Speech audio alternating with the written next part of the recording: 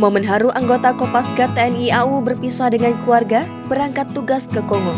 Malam belum terlalu larut saat prajurit Batalion Komando 464 Kopasgat harus berpisah dengan keluarga, Selasa 8 Maret 2022.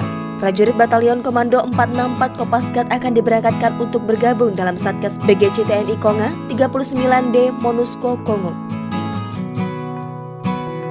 Momen itu menjadi momen sedih bagi sebagian keluarga prajurit Batalion Komando 464 Kopasgat.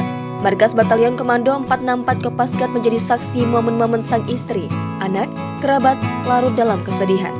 Waktu untuk bercengkrama dengan keluarga seakan belum cukup, namun mereka harus tegar berpisah untuk sementara. Mereka harus merelakan sang suami, ayah, anak dengan ikhlas yang akan melaksanakan tugas. Dalam video yang diposting akun Instagram @yonko464kopasgat, tampak prajurit harus berpisah dengan istri sedang hamil. Sang prajurit mengelus dan mencium perut sang istri.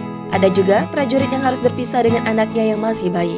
Pada malam itu, sebelum berangkat, Komandan Batalion Komando 464 Kopasgat Mayor Pas Uthut menyempatkan waktu untuk mengambil apel prajuritnya sebelum berangkat. Ia memberikan penekanan, berangkat penugasan merupakan sebuah kebanggaan prajurit.